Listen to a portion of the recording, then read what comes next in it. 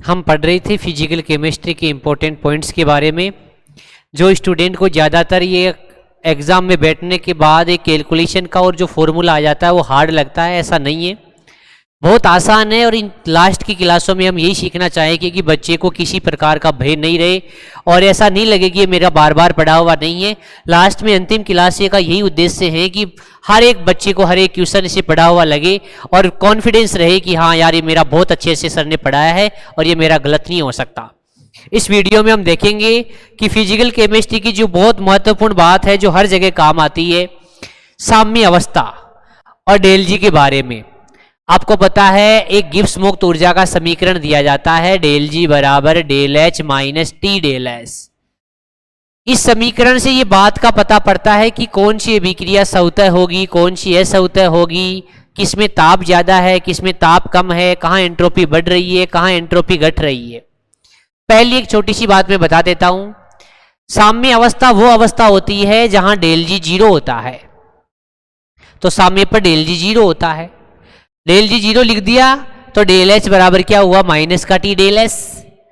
इस del H को लिया इधर तो ये बन गया माइनस का डेल एच बराबर टी डेल एस, और ये माइनस आगे लगा हुआ है, माइनस से माइनस कैंसिल हो गया तो ये आ गया डेल एच बराबर टी डेल एस।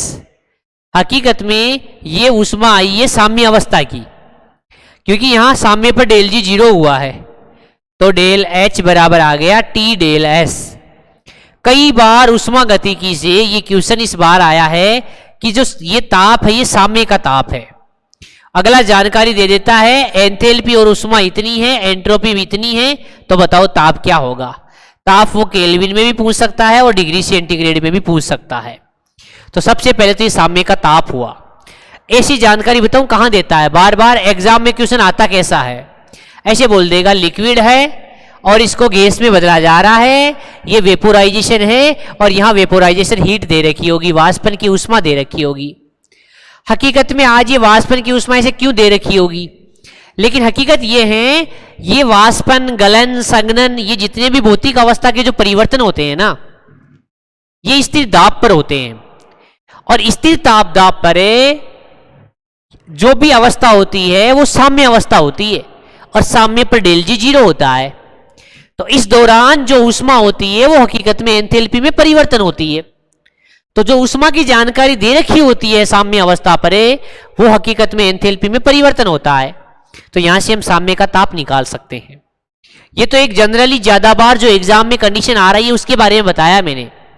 यहीं से एक बात और होती है, क्या इसी गिब्स मुक्त ऊर्जा जो हेल्महोल्ट्ज समीकरण भी जिसको कहते हैं, इससे ये बात पता पड़ेगी कि कौन सी अभिक्रिया सवतः कब होगी, असवतः कब होगी।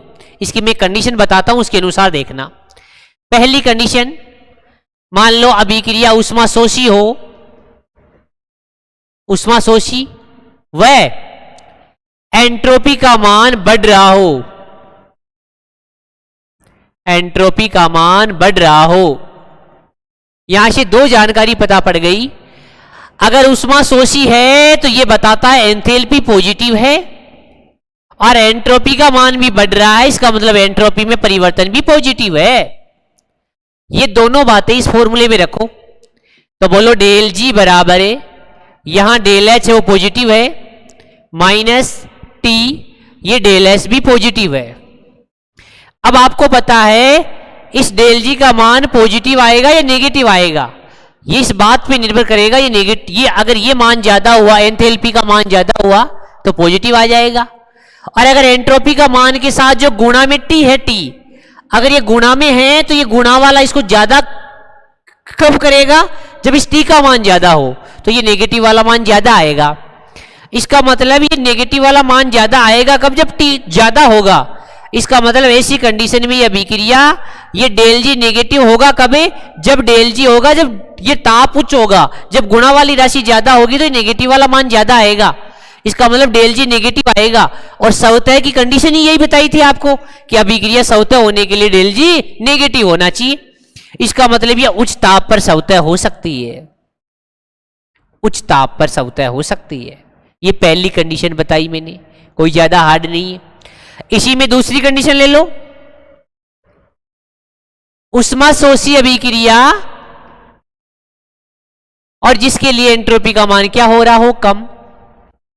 अब उष्माशोषी का मतलब डेल एस तो पॉजिटिव ही है, लेकिन एंट्रोपी में परिवर्तन कैसा है, नेगेटिव। हेल्महोल्ट्ज का समीकरण लिखो, डेल जी बराबर del H minus T del S. Del H positive है ही, डेल एस आज नेगेटिव है, नेगेटिव नेगेटिव क्या बन जाएगा, पॉजिटिव।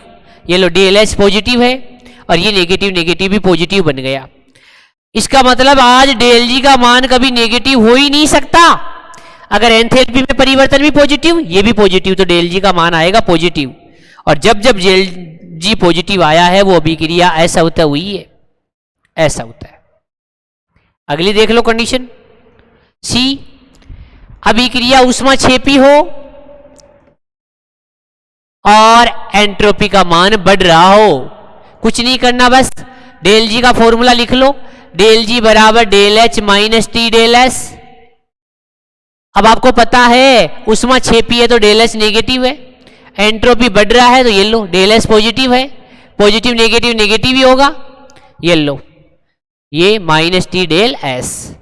ये मान तो हमेशा ही नेगेटिव आएगा डेल जी का, इसका मतलब ये तो हमेशा सौतः होगी, हमेशा सौतः होगी।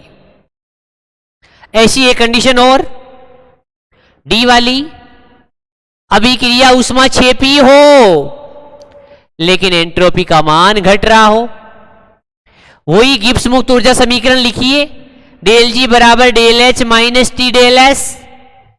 डेल एच ऊष्माक्षेपी है नेगेटिव, एंट्रोपी घट रही है नेगेटिव, नेगेटिव नेगेटिव बन गया पॉजिटिव। अब ये मान नेगेटिव भी आ सकता है और पॉजिटिव भी आ सकता है, ये इस बात पे निर्भर करेगा। अगर डेल एच ज्यादा हुआ तो नेगेटिव आएगा और टी डेल एस का मान डेल एस से ज्यादा हुआ तो पॉजिटिव आएगा। ये मान ज्यादा होगा कब, जब गुणा वाला मान ज्यादा हो, तो ये ताप क्या होना चाहिए, ज्यादा। इसका मतलब एक बार एक कंडीशन आपको बताई थी, ये वाली कंडीशन, यह तो हमेशा ही ये थी। अब देखो यहां पॉजिटिव था, यहां नेगेटिव आ गया था। नेगेटिव आता कब, जब डेल जी का मान ज्यादा होता, ताप ज्यादा होता। अब देखो यहां वाली कंडीशन देखो, सी हो गई। डी, ऊष्माक्षेपी में डेल एच क्या आया, नेगेटिव। अब यहां डेल एस घट रहा, तो मैंने नेगेटिव नेगेटिव क्या बन गया, पॉजिटिव। आज ताप ज्यादा हो गया तो ये पॉजिटिव आ जाएगा मान, जबकि सौतः के लिए तो डेल जी नेगेटिव आना चाहिए। तो आज इस गुणा वाली राशि को क्या कर दो, कम, और इस नेगेटिव वाले मान को आने दो ज्यादा, ताकि डेल जी क्या आ जाए, नेगेटिव। इसका मतलब ताप कम होना चाहिए, यहां ताप होना चाहिए निम्न, तो निम्न ताप पर यह अभिक्रिया सौतः की कंडीशन हो सकती है। ये चार कंडीशन बताई, अभिक्रिया ऊष्माशोषी ले लो चाहे क्षेपी ले लो, एंट्रोपी बढ़ाओ और एंट्रोपी घटाओ। ये अपने सौतःदिता की मैंने चार शर्तें बताई है। इसी प्रकार डेल जी का एक फॉर्मूला और होता है, डेल जी बराबर del G not plus R T L N Q. Q होता है अभिक्रिया गुणांक। हमें पता है कि साम्य अवस्था पर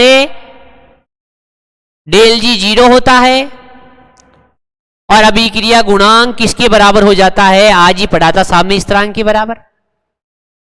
तो यहां डेल जी ये तो 0 हो गया, ये डेल जी नॉट हो गया, plus R T L N, और ये के आज इस क्यू की जगह आ गया के इक्विवेलेंट, इसको लिया हो इधर। तो डेल जी नॉट बराबर minus R T L N K equivalent बन गया। एक ये फॉर्मूला भी आ सकता है। इस डेल जी का एक फॉर्मूला और होता है, डेल जी नॉट एक मानक स्थिति है, minus N F E cell naught. ये है सेल का इलेक्ट्रोड विद्युत वाहक बल। हालांकि इलेक्ट्रोकेमिस्ट्री अपने जेट में है नहीं, लेकिन फिर भी फॉर्मूला आ सकता है कि डेल जी का ये फॉर्मूला भी होता है। ये मानक अवस्था में है, इस पॉइंट का मतलब ये है 0 का मतलब। तो एक आप ये भी बात याद रखिए डेल जी के बारे में, और डेल जी के बारे में आपको फॉर्मूला मैंने बताया। एक बार दोबारा देख ले मैंने क्या क्या बातें बोली। सबसे पहले डेल जी का ये फॉर्मूला, साम्य अवस्था पर उष्माई एंथैल्पी होती है, सबसे पहली बात आपको आनी चाहिए। और याद रखना, ये इंपॉर्टेंट नोट कर लेना पॉइंट है, आपको एग्जाम में संघनन दे दे, वाष्पन दे दे, गलन दे दे, ये प्रक्रम स्थिर ताप और स्थिर दाब पर होते हैं। और स्थिर ताप और दाब का मतलब है ये साम्य अवस्था पर होते हैं, और साम्य का मतलब होता है डेल जी 0। चलो भाई, अगली कंडीशन मैंने हेल्महोल्ट्ज़ समीकरण आपको बताया, उसके आधार पे आपको 4 कंडीशन बताई। पहले अभिक्रिया ऊष्माक्षेपी ले लो, शोषी ले लो, कोई सी भी ले लो, एंट्रोपी बढ़ाओ या घटाओ। ये बात, अब ये क्वेश्चन आपका गलत नहीं होना चाहिए। अभिक्रिया स्वतः कब होती है, असवतः कब होती है, साम्य पर कब होती है। चाहे ये एक साथ पॉइंट नोट कर लो आप कि डेल जी की 3 कंडीशन है, डेल जी 0 है, डेल जी नेगेटिव है और डेल जी पॉजिटिव है।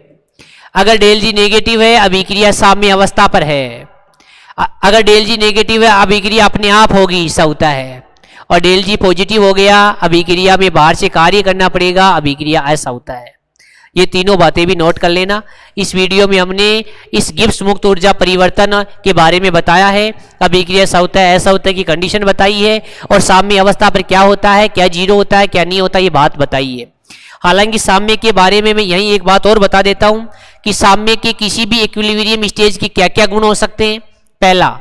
पहली प्राथमिकता यह है कि अगर अभिक्रिया की दर पस अभिक्रिया की दर के बराबर होनी चाहिए। साम्य स्थापित होने के लिए अभिक्रिया उत्क्रमणीय होनी चाहिए, तभी तो आर एफ बराबर आर बी आएगा। पात्र बंद होना चाहिए, पात्र बंद होना चाहिए। साम्य अवस्था पर डेल जी 0 होना चाहिए। साम्य कभी अभिक्रिया रुकती नहीं है, अभिक्रिया गतिक होती है, अभिक्रिया लगातार अभिकारक से उत्पाद बनते रहते हैं। ये मैं साम्य के बारे में बता रहा हूं। साम्य पर उत्प्रेरक इस प्रकार से प्रभाव डालता है कि साम्य अवस्था तो प्रभावित होती नहीं है, लेकिन साम्य स्थापित में लगने वाला समय क्या हो जाता है, कम हो जाता है। उत्प्रेरक पॉजिटिव भी हो सकता है, नेगेटिव भी हो सकता है। पॉजिटिव होगा अभिक्रिया के वेग को बढ़ा देगा, नेगेटिव होगा अभिक्रिया के वेग को घटा देगा। ये साम्य की स्थिति के बारे में है। ठीक है भाई, धन्यवाद।